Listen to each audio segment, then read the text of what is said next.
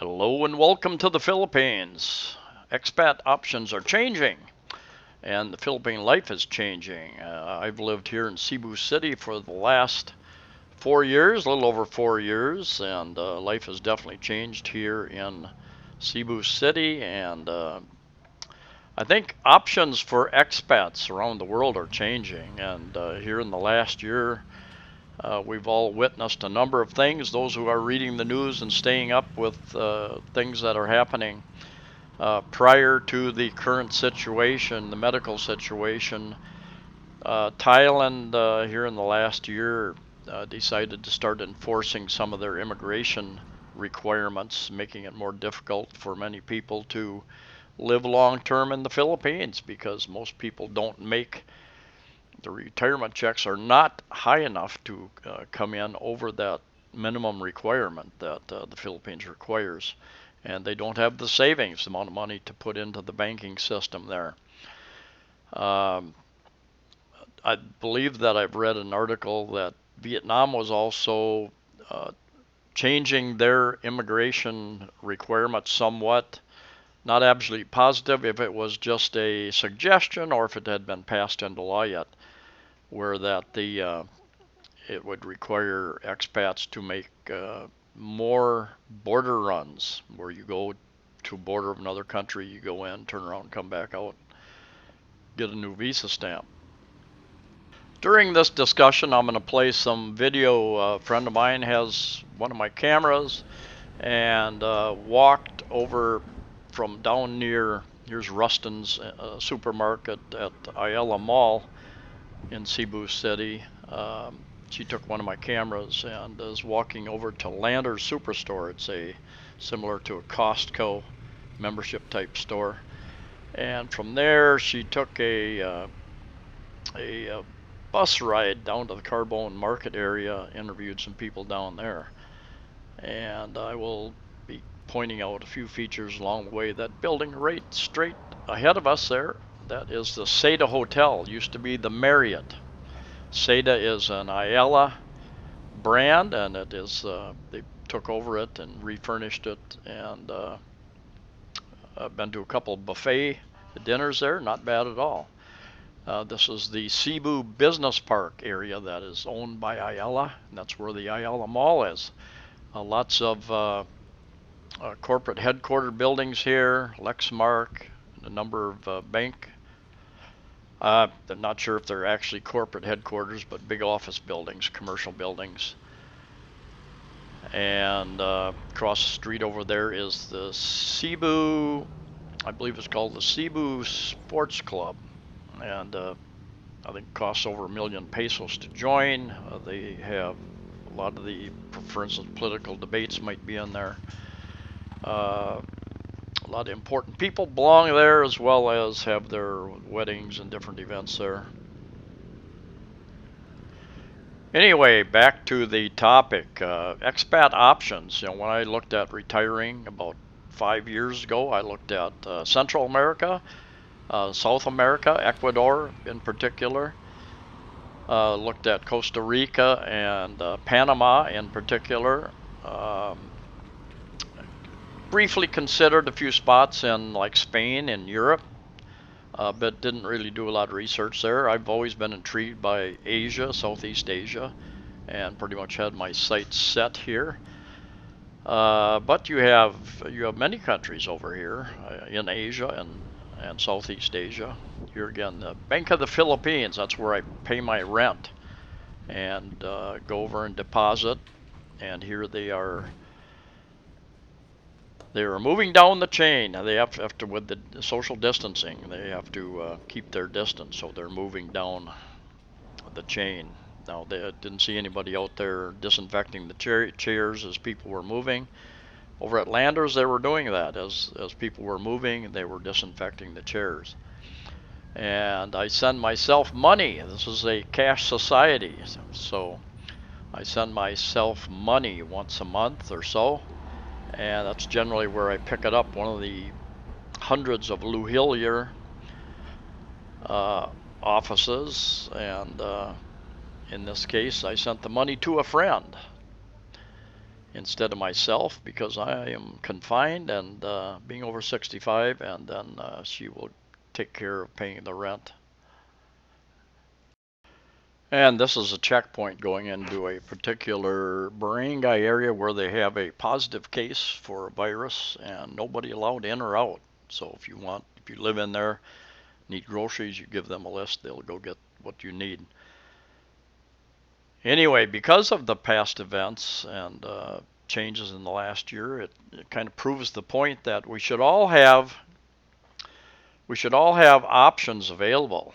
You should do the research and have two other options, not just one, but two other options. If all of a sudden something happens and you're forced to leave one country where you thought you were going to retire or settle down, where will you go next? Back to your home country? That's always a possibility, probably the easiest possibility. My case, I would probably go to Thailand, Vietnam, Cambodia, not necessarily in that order. I'd want to do a little more research there, but I visited Vietnam. I felt comfortable there. I found that many of the people did not speak English, but there were enough people that I found that did speak English, very good English, in fact. One of the reasons you should not burn your bridges in your home country with family and friends and those types of relationships, because you may have to go back one day, and you may be in that situation. So best to keep those relationships, be be diplomatic about it, even if you aren't getting along with people. At least try to keep it diplomatic. There can be political events where governments, depending upon, they might have some dispute, tit for tat, with another government and make it difficult for you to stay in a particular country. There can be physical events like the recent Taal volcano going off up in Luzon that can affect where you're living and your quality of life in those areas. This is landers. Again, they have people sit and they're called up, I think, by their number, and then they do clean those chairs off afterwards, disinfect them. So we each have our own dreams, our requirements, our wants, and you know, every place, every person is different, and what fits for one person doesn't necessarily fit for somebody else. I could adapt almost any place, I think, and but obviously I like the Philippines. The friendly people, English speaking people make a big difference to me. But I could adapt in Thailand, Vietnam, probably Cambodia. I haven't been there. I've watched a few videos about it. So have those options and have the finances available to make that change if you have to make it. Very important if you're getting ready for retirement, or I get comments from a number of people that are going to retire in 5 years, and they're putting money aside and planning, and they've made a few trips here. And my friend decided to take, after some discussion, she thought that this bus would drop her off closer to where she lives. And one of very few buses that are running during the present time. And so she got on this bus, and here there's a checkpoint. The guy's checking in to go through the area, I guess. As it turned out, though, this bus didn't go anywhere near where she was planning on going. So she ended up riding about 4 kilometers or so, 2.5 miles, something like that, down to the Carbone Market downtown Cebu, and ended up talking to a number of people, doing some interviews down there, and then walked back 3 kilometers, about 2 miles, back to where she lives.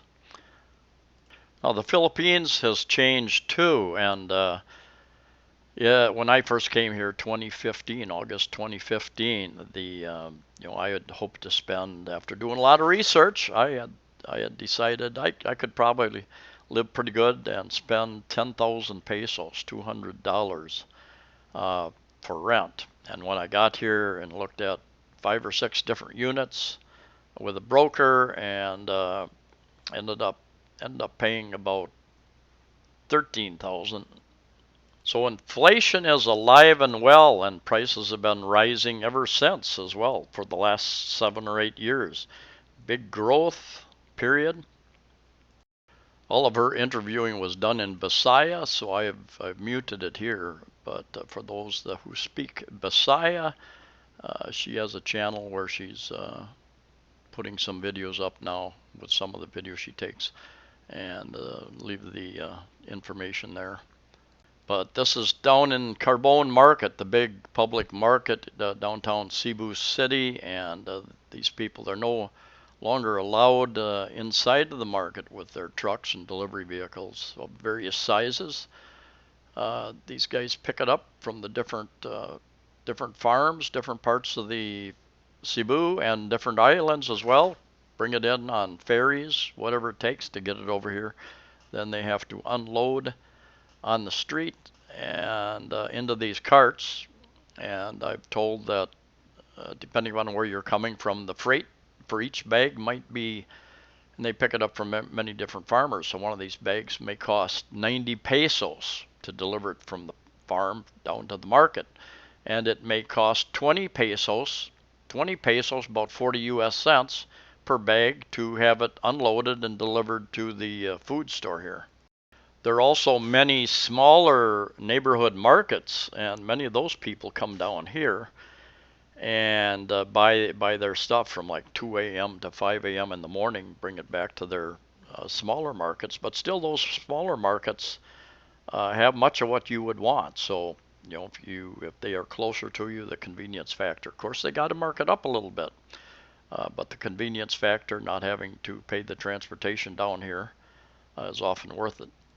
About a month ago, I read an article saying that there is a group that has proposed coming in and modernizing the Carbone Market area and clean it up, modernize it, whatever that all entails. And this guy was going to sell that fruit for about 400 pesos, about $8 US, and he would even deliver it for her. What a deal is that? That is one big, I forget the name of it right now. Someone will tell me. Jackfruit. Um, somewhat similar to grapefruit, perhaps. Not really, but I think that's the closest I can think of. But they grow to be huge, some of them. Cost of living is a major factor for many retirees on fixed incomes, of course. And even though inflation has been working its way on up here in the Philippines and around the world, pretty much every place, you can still live pretty cheaply if you so desire. And you have options. You can live in the big cities, and depends upon what part of the big city you can find cheaper housing. And as many of you know, I've done many reviews in condominiums and hotels here in Cebu City area primarily, and travel to different resorts and that type of thing as well, different parts. Iloilo, you have Manila, which is of course just a huge metropolis, and choices there. You have Cebu City, Davao City, the next two in size wise, and options there. Then you go down to the medium-sized type cities. You've got Iloilo City, Bacolod City, Baguio City. Dumaguete is a little bit smaller than those are, but has a lot of expats living there. It's often been rated as one of the better places to retire to, and some of those magazines that rate those sort of things. I will do another video soon about trying to find a place to live and some of the areas to look for. And I've done a couple of those types of videos a couple of years ago. But anyway, it's time to update those. And if you want to eat cheap, you have places like this. You buy one burger, you get a burger free.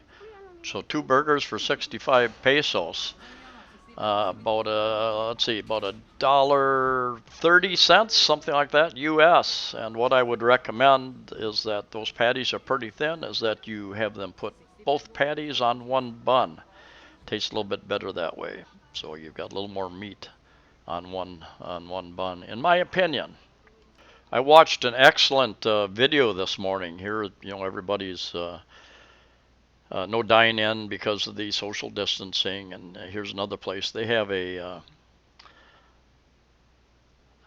place at Carbone Market, and this isn't that far away. Here's where they package everything up that people order, and they deliver it wholesale, I think, to various different businesses and homes. But anyway, I watched a video. ANC, it's a news channel on YouTube, and I'll put a link to it. They had an excellent interview with a doctor who is in charge of the efforts here in the Philippines, and very knowledgeable, a lot of good information there. Even as far as ventilators, he was saying that they have more deaths with people on the ventilators than they have in how they treat them otherwise. There are other ways to treat people with those kind of issues. And like 85% of the people out there have very mild, asymptomatic, even asymptomatic, where they don't have symptoms. So there's just a ton of people wandering around the world who don't know they have it and out spreading it. This present medical situation has disrupted economies all over the world in a very big way. And hopefully we'll get back to the new normal. And the new normal, there are different people trying to use this opportunity to change the world to their liking. The Googles of the world have been talking about, in fact, I think they're doing it, tracking more and more people so that they know who is coming in contact with who. The fact of the matter is that type of tracking has been done for many years. I know I would get suggestions that on my phone. You may know this person. Do you know this person? With different apps, and they have no way of knowing that other than two phones came into contact, into the same room, same area with each other. So they've been tracking us for years and selling a lot of that information to advertisers. So the new normal, when all this opens back up, the economy gets back, and some people talk about it's going to be on again, off again. They'll open the economy up a bit, they'll get more issues, and they'll have to shut it back down a little bit again, open back up again. And some people talk about a number of months, some people even talk about a couple of years. So we'll just have to wait it out. We're living in historical times, that's for sure. Very difficult times. And many of us are fortunate enough to hopefully have a guaranteed pension check coming in every month. I haven't had any issues with getting my check. The checks here in the Philippines going out to certain types of people, and around the world, different people getting checks and unemployment checks.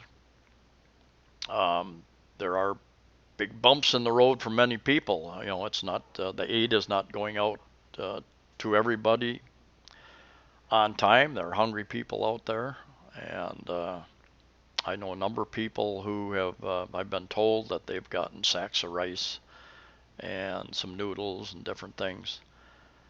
Anyway, my friend, after buying a few things there at the market, the only choice was to walk about 3 kilometers back to where she lives with a couple bags of stuff there. And this guy's a delivery guy. I told her she should have got the guy's phone number, and then she could have called him, and if she needed anything, any particular place, he could go pick it up and deliver it. Just have him stop by and pick up the money and bring it back. But anyway, there are a number of delivery services out there. Grab motorbike services. The Grab cars are shut down. There are a number of other services. I watched a news story the other day, and up in Manila they actually have a company that has, I think, over 200 shoppers, that people who you give them a list, they will do the shopping for you even.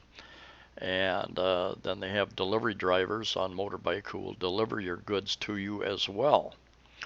I don't believe a service like that is available presently where they have shoppers, something that may open up. Uh, I think many people in the different countries, and I know in America, the U.S., have been using delivery services to have groceries delivered. They're ordering online, having groceries delivered.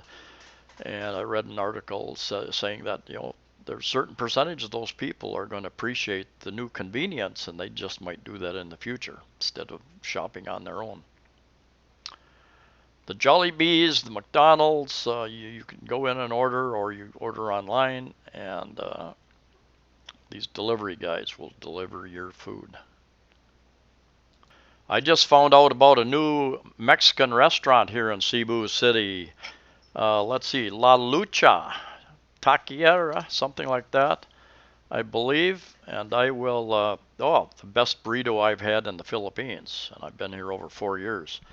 Excellent. I've had it a couple of times, and I thought they were a brand new place. They have a place down by Mango Square, behind the main, not on the main street, but kind of behind, back behind that area, kind of on a second street. And anyway, I'll put the information about that place up. If you're in or around here, I definitely recommend that place. Those are large, very tasty burritos, and they have a site online as well. You can find information. They have different ratings. They get some really good ratings. And excuse me, uh, two of those big beef burritos, I think, cost us 610 pesos. That was delivered, or about $12. So not the cheapest, but excellent, and well worth it to me. And we all have our different ideas what food should taste like and what ingredients should be used, but just very tasty for me. And there's the address off the receipt that we received: La Lucha Taqueria. And somebody made a comment on TripAdvisor. It ain't there anymore. Well, it's back behind. It's still there. Been there for several years. So there are options, and many options for the lifestyle that you would want here in the Philippines. If you have more money than average, you have more options. Money does, it doesn't buy happiness, but it certainly gives you more options. You may be happier if you have those options, be able to move and live where you want and how you want. If you've planned ahead and have some savings, backup savings, very important, because there's always going to be expenses. There's going to be doctor and dentist and maintenance. I know I've had a few people comment, especially a couple of years ago, that I'm living so cheaply. Well, they're living in a house on their wife's property that where they're not paying any rent or very little money into the family basket, so to speak. And but sooner or later there will be maintenance costs. You need a new roof or something. There will be maintenance costs. Somebody will die, somebody will get sick, and you need to think about all those various expenses, especially long term.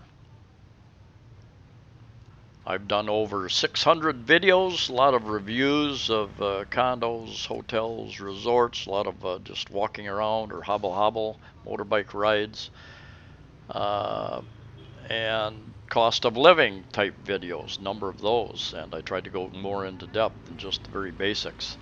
But please check some of those videos out, and I've got a long list of videos to do. One of the best ways to find cheaper housing is to do what I'm doing right now. Pick a neighborhood, start walking the streets, and you don't see a lot of these listed online, especially the cheaper, better value ones. You will find signs on telephone poles and the sides of buildings, apartment for rent, condo for rent, house for rent, and often best to use a trusted Filipino, a local, to help you find those, help you negotiate, because sometimes there is the the foreigner price. The foreigner comes along and the price may go up. So it always helps to have somebody help you make the initial contacts and get you the information and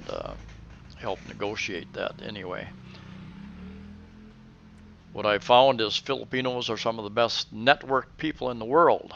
Uh, you ask them, do you know about a condo, an apartment for rent? If they don't, they know somebody who has a place for rent.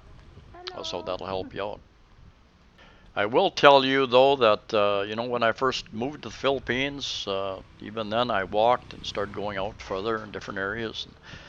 There were some areas I went into and I felt a little apprehensive. I wonder if I should be here, and for the most part, everybody was real friendly, and if I asked directions, they were real good about helping me out.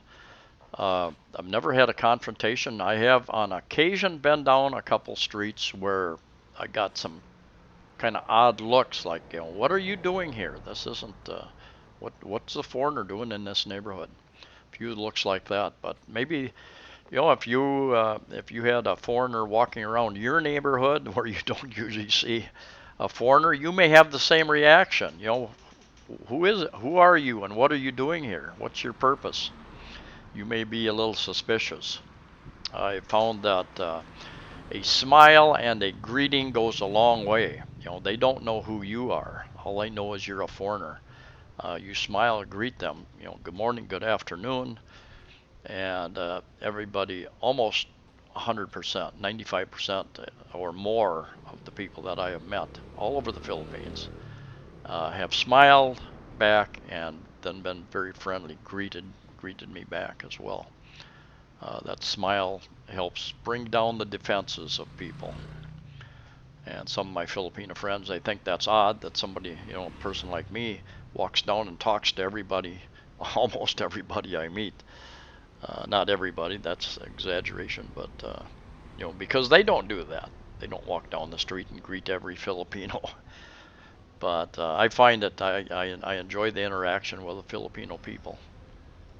This present situation really should be a wake-up call for many of us, and the importance of thinking ahead of what if, and having those second options, third options. What if something happens? What if I have to? I don't have any choice, but I have to leave. Uh, Even there were areas in around the world, uh, Thailand, I think Vietnam, Philippines, certain areas says this is the last flight out of town, folks. If you're on a tourist visa, you need to leave. You need to leave unless you're planning on being here longer term, because there aren't going to be any more flights. You're going to be stuck here. So, what's in your grab bag? Do you have a grab bag? Most of us don't. I have thought more about it recently. Uh, if I had to leave on short notice, do I have a bag I can grab and grab a few very important things and go? Anyway, think about that, and it would be interesting to see what your comments are. Please like the video, share the video, subscribe, and comment. Those comments mean a lot in the Google, the YouTube algorithms, how they promote your videos down the way. So appreciate all the comments I've had, all the views. So take care, and I'll see you next time.